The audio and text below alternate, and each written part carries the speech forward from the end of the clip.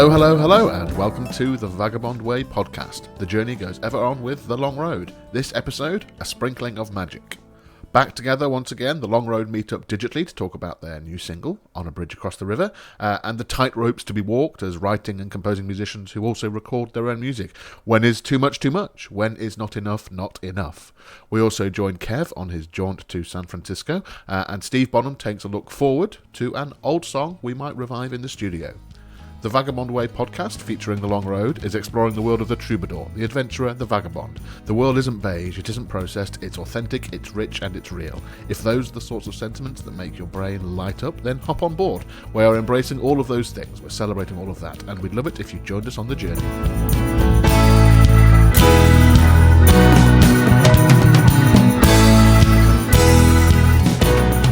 Greetings, I am Chris the Bish Leiden. It's great to have you with us for another week of vagabonding. Huge thanks to everyone who has liked, shared, supported or listened to our new single release from last week, On a Bridge Across the River. We're starting to get some traction with it now out in the world, so please do keep liking and sharing. The first section proper of today's podcast is me, Steve Bonham, the vagabond philosopher, and Kev, the big man Moore.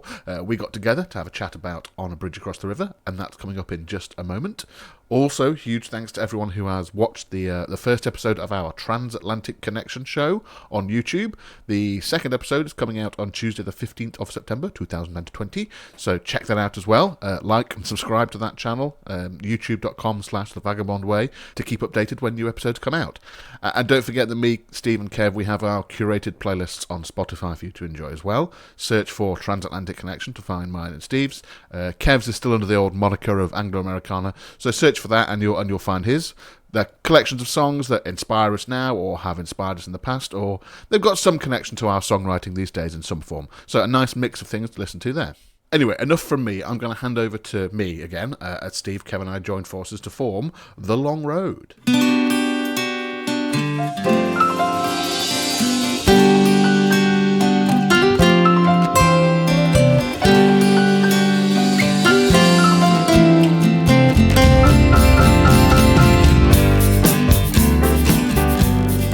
So here we are again, the three of us from The Long Road. Steve Bonham in Derbyshire at home. Hello. Kev from Spain at home. Hola. And me, Chris the Bish, I'm at home in Manchester. And this week we're talking about our brand new single, which was launched last Friday. Hopefully you've heard about it on the podcast. It's called On a Bridge Across the River. It is the lead single from our upcoming EP in a couple of months, called Out of the Darkness.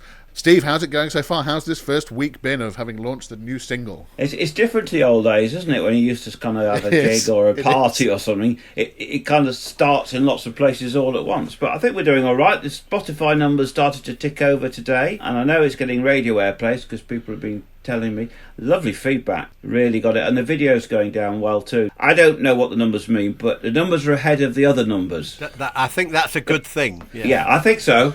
I wish the analytics pages on all these sites just said that sometimes, just in big letters. It's a good thing. It's a good thing. And not worrying about these percentages and all that stuff. It's so complicated. Chill, man. That's all I need to say. But I'm getting some good feedback about it too. I think it's been well received. So, and it's kind of funny to think that, a month ago or whenever it was when we were having a chat like this, and we were gearing up for one of the other tracks off the EP to be the lead single, and then in the course of 90 minutes, everything changed. In this case, it's usually me, but completely and utterly Kev's fault, really. Yes, I fear you're rubbing off on me, Steve. It's a bit worrying. But it's funny because coming out of the studio, I think we all thought we'd done an all right job with this one. Yeah. And I think Steve had his reservations, but I thought, I think it sounded good.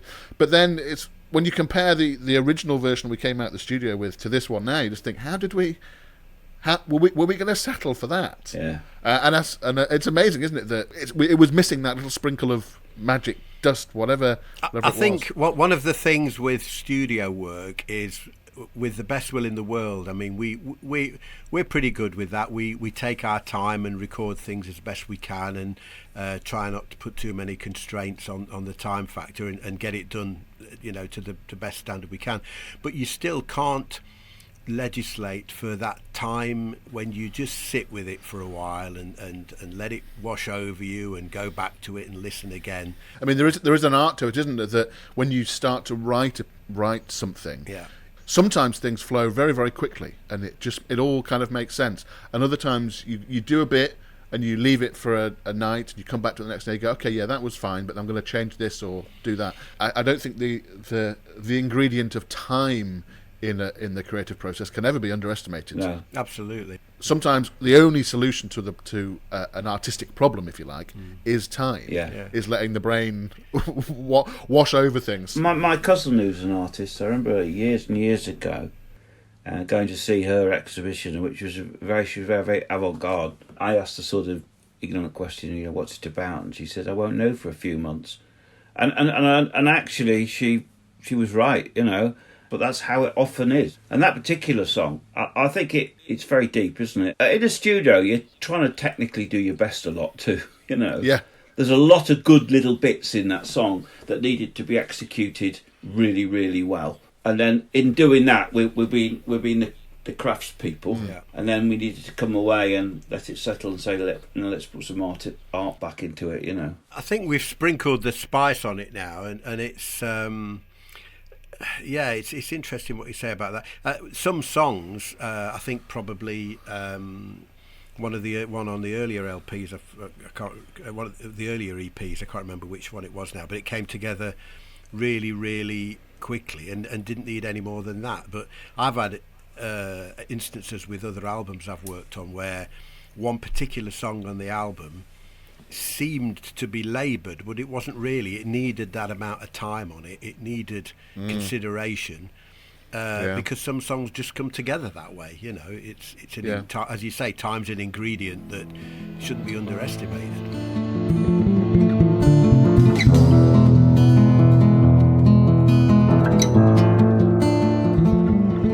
One of the hard decisions we had to make was: do we crank out this organ? Do we? Yeah. Fire up the beast that lived in the corner of Stuart's Woodward Studios. I just remember, I picture that, Kev and I are of a generation where we go, that is the beast from the swamp that you need on, and then to meet one in the flesh, and realise that it took Stuart best part of 2 hours to construct, and getting out old chipped wooden boxes and plugging things in. It looked like we made a Bakelite, Yes, if this thing catches fire, we're going to be dead,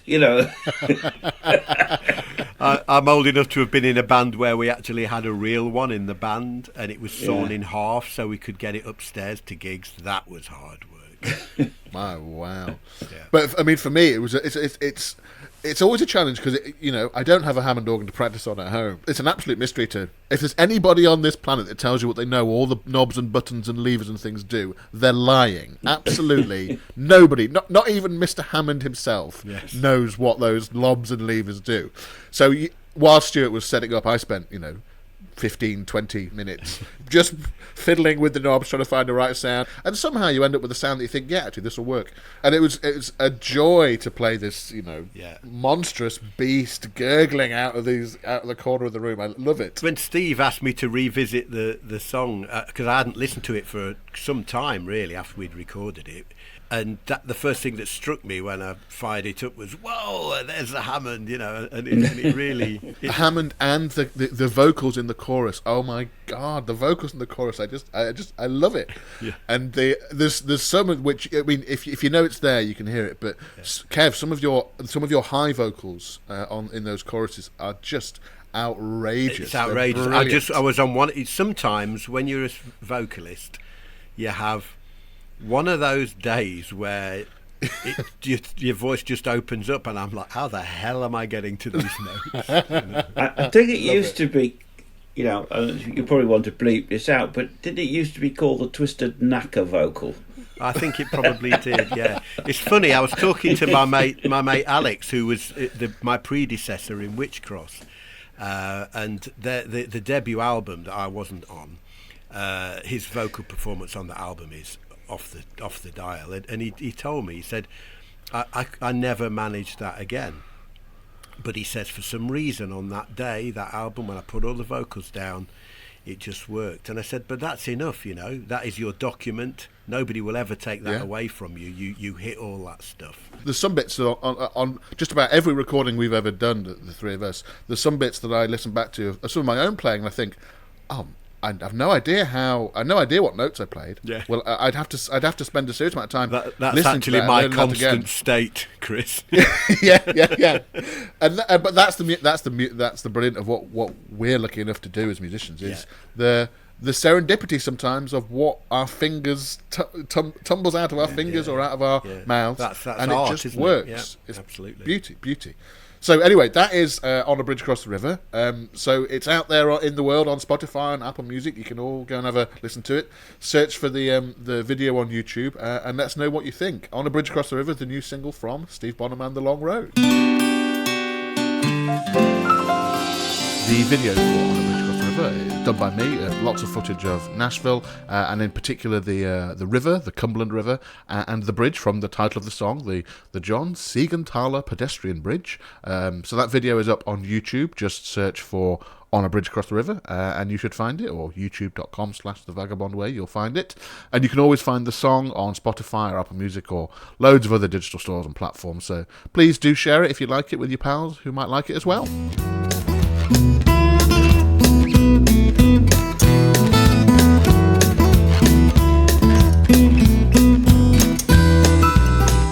This week, Steve Bonham takes us into the history and the form of a song we've been playing live for years now, and it's a good one in my books. It always goes down well, and it's great fun to play. It's called London Midnight Talking, and I'm going to hand you over to Steve.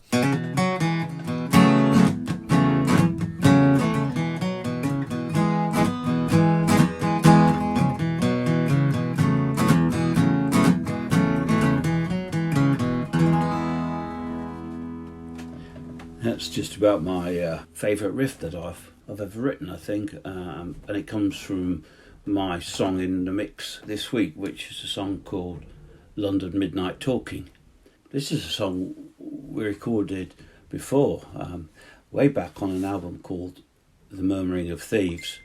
Well, you might wonder why we might do it again. Well, I think a couple of reasons. One is that the sound of The Long Road is so much different now than it was then. I think for that album, some lovely songs on it, but we were still feeling our way on where we're going to go. And the maestro Kev had not turned up, and no one had released the Bishop on the Hammond organ in quite the way he does it now. So we've got a new sound. And the other thing I think was that album itself, we didn't really promote for various reasons. It came at a funny time in my life, and my heart wasn't where it should be for that. So it seems an opportune time to start thinking about that again, because it's a song that goes down really, really well at gigs. It's a song I play a lot in my solo work, and when we play it live, we always get a lot of nice feedback about it. And it's a song that I guess also matters to me. I mean, it all did just start with that riff, you know. And the whole guitar piece is quite... There are no, what you call them, standard chords in it at all. And it moves through different phases. You've got this riff, and then you've got a rundown,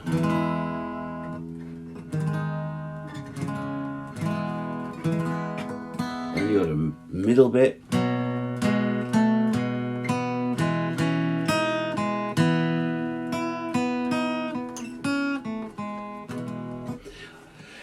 and you know, if there's a chorus, the chorus is in the middle between a kind of short A verse and a even shorter B verse. So all in all, it's structurally interesting. I love playing it, and then the topic of the song.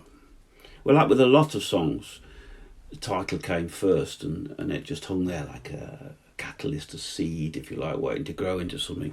And that was the phrase London Midnight Talking. And it kind of grew into a slightly surreal piece, you know. I imagined, I used to stay in London quite a lot, and walking around town, you know, midnight, 1 o'clock in the morning.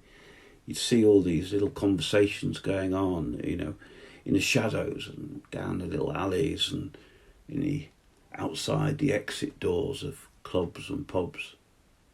And you wonder what was being said.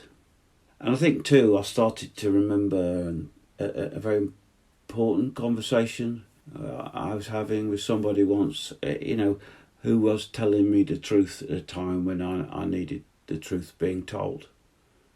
You know, And sometimes I think in the world, conversations are the most healing thing that we can offer another person.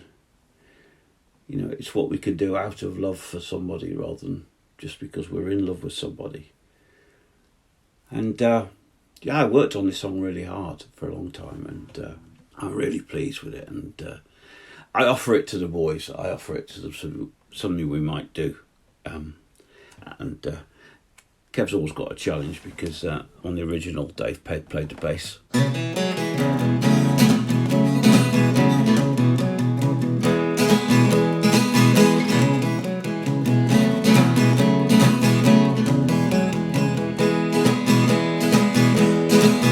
It's London midnight talking with dreams of bought and sold, and I felt the land against me as we struggle through the cold. Through streets of would-be diamonds, streets of brittle fame, and the master words were silent, watched her lips still shape a name. And I do not believe in anything, mostly I'm in me, qui sais je.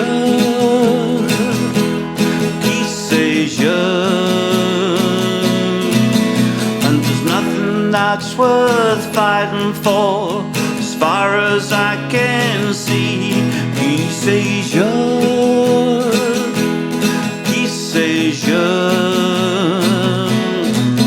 And the moon shone mislingered o'er the old serpentine, stars hung bravely like bold celandine, summons up all ghosts, the will to hide away, the words still lingered like a spell at the dawning of the day.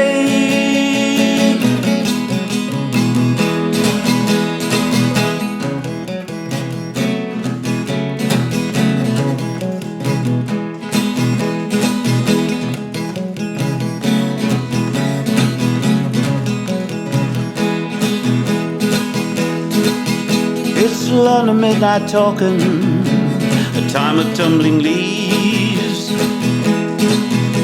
the shadows and the dancers, the murmuring of thieves, and the words were like Toledo steel, cut me to the bone. But there's kindness in her soft blue eyes that break a heart of stone.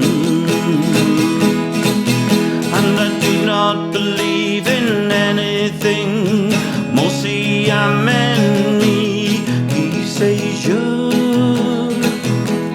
qui sais je.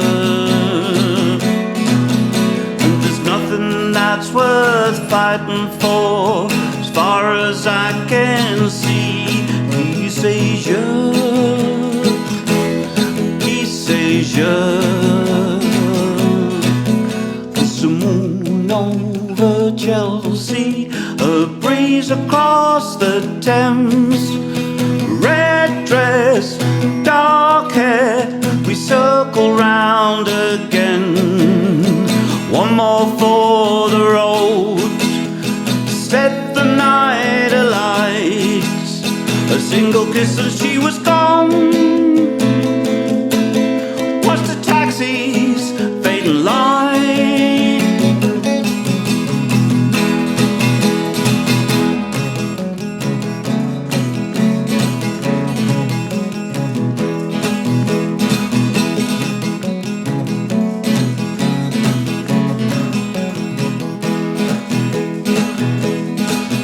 It's London midnight talking with dreams of bought and sold, and I felt the land against me as we struggle through the cold.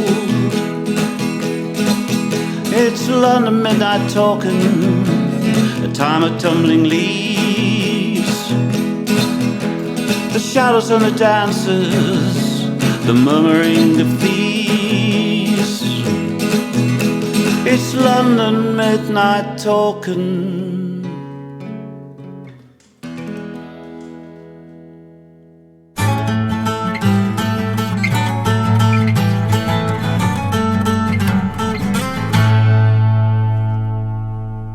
everyone, and welcome once again to Kev's Cafe Corner. And this week I'm sort of pondering on the development of my slot in the show.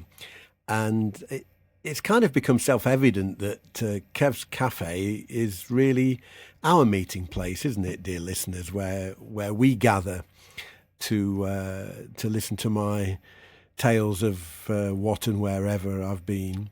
And it doesn't always involve a cafe, I guess, but it's often such places that remind me of a trip somewhere, and thereby another tale will hang, etc. So we may not, from this point forward, always be discussing a cafeteria.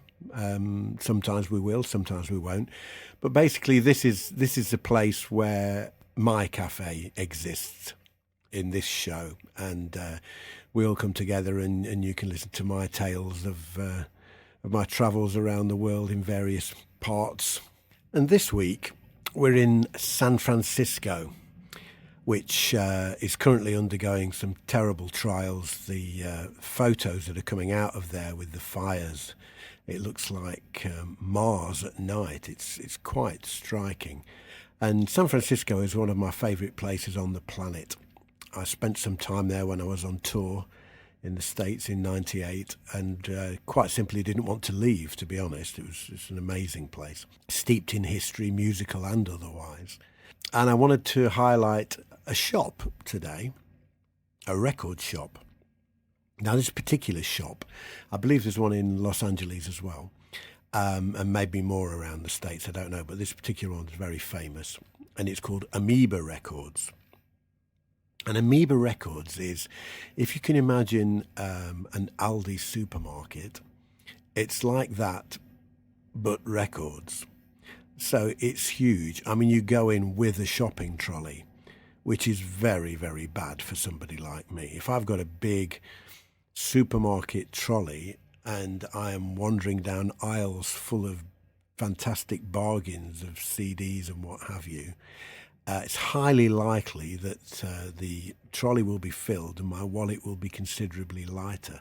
And that is indeed what happened when I spent some time in Amoeba Records back in '98. And it's just one of those amazing, amazing stores that we must keep these places alive. I'm sure at the moment they're selling a lot of vinyl and what have you. And it's a store that it makes you explore. You explore other genres. It's a place you can hang out in, really, for most of the day. And I discovered so much new music just by spending the day sauntering up and down the aisles in there. And these places are temples to creativity, you know. And I just feel that it's one of those things in the world that we should look after, we should care for. There aren't too many of them around, but they're hanging in there. And I'm thinking that perhaps on Kev's Cafe Corner over the next few weeks, I might highlight a few of these important record stores that we have around the world. Amoeba in San Francisco, if you're ever over there, you must check it out. It's an incredible Aladdin's cave of music. And I think over the next few weeks I'll probably take you to a few other ones that I've had the fortune of coming across in my travels around the world. So look out for that. But for now, that's all from me. Keep buying vinyl, keep buying CDs, keep buying, downloads if that's your bag. But it's important to support music because it's going through a tough time, and we really need the arts to feed our souls in these days. All right, take care. Talk to you next time.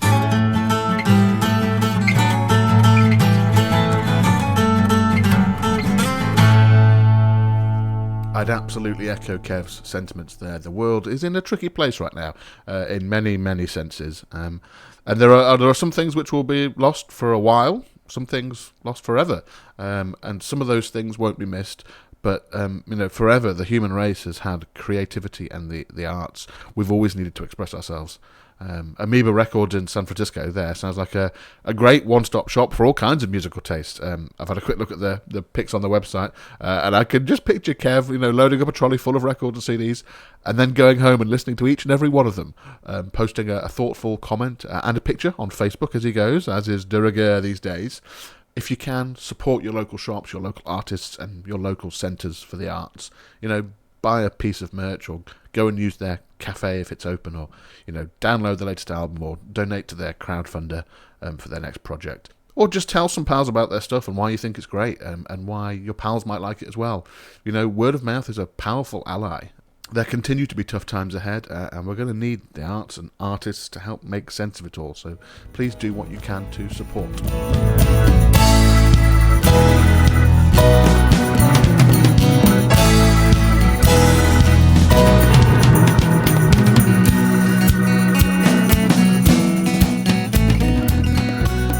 One of my favourite purchases during lockdown has been this quaint-looking, sort of faux gold-coloured metal box, about the size of a small loaf of bread. It's got a sliding lid and has little ridges all over the sides and 3 little holes in the bottom. To me, it looks like a prop from a Doctor Who episode from the 70s. Maybe that's why it's tickled me so. It should contain a glowing orb that the Doctor's companion slowly uncovers and reaches down into the box to touch before being thrown aside by some cosmic blast, and their friend imperiled, the Doctor leaps into action to save them over the course of 4 23-minute episodes. As it happens, this metal box is, in fact, a loaf tin. This section is the Bishop's Daily Bread. And I've made loads of little loaves with this tin. My quest, though, is to create the perfect square loaf. Okay, I can hear the pedants out there, my late father, chief amongst them, declaring, "You mean cuboid? A square is a 2-dimensional thing. A cuboid would be 3-dimensional. Yes, fine, because no one knew what I meant when I said square loaf, obviously. Okay, a cuboid loaf, then. That's the dream. Like they have at the supermarket. Precisely the right shape for a ham sandwich made with that square ham. Now, there's 2 main factors as far as I can see, the shape and the internal texture. Internal texture is a mystery to me. How do you get that fluffiness? There must be a way. They, Big Baker, as opposed to Big Farmer, they do it. The shape, though, I am getting closer. This cuboid tin is apparently a 2-pound loaf tin. A recipe using 500 grams of flour should be fine for it. And I've had very mixed success. One time such was the excess of dough during the prove that it had forced open the sliding lid a little, and the dough was edging its way to freedom. Flashbacks to that scene from Sleeper I talk about all those months ago. Sleeper, a Woody Allen film featuring a rogue ball of dough. I baked that one anyway, and actually it was just about as cuboid as you're ever going to get. There were some nice sharp edges to it, but I felt it was cheating somehow, the extra dough having escaped, rather than my goal of finding the correct recipe and conditions to give me a perfectly cuboid loaf without any overflow. Well, that's the plan anyway. Perhaps it's not possible. Too many variables, but in the meantime, I get to have regular, delicious homemade bread, fine by me. Perhaps I should remind myself, though, about the boxes that one chooses for oneself, or the loaf tins in my case, that sometimes it's okay to not worry about your particular loaf tin for a bit, forget about achieving the perfect cuboid loaf. Just bake the loaf, any old how, any old shape. Sometimes you just got to break free, or perhaps I should say, bake free.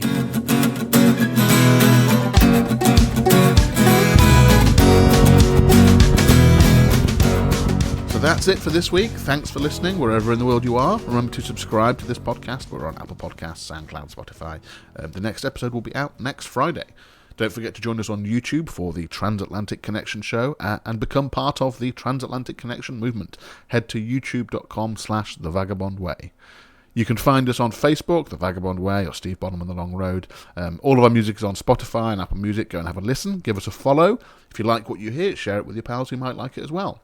We are on Patreon at patreon.com/thevagabondway. So big thank you to our Patreons and a special shout out to Orla Flynn, James Lydon, Yvette Lydon and Trish Taylor. Thank you for your ongoing support. Patreon is a great platform that makes it super easy for anyone out there, you, to support content that you love on a monthly basis. It gives you direct access to the people creating the stuff you love, us, hopefully, and you get to play an integral part in shaping the direction of the things that we make. So, become a Vagabonder. That's our name for our supporters on Patreon, to help us create music, live performances, books and short stories, this weekly podcast, our YouTube show, and some new things we're cooking up. As a Vagabonder, you can get the recordings and books we make for free, receive exclusive Patreon-only merchandise in the post, get regular behind-the-scenes updates from us, unlock access to exclusive live-stream performances and Q&As, and lots more. You can help us create something different, something that entertains, and something that inspires others. So, join us on the journey and release the vagabond within. Patreon.com/thevagabondway.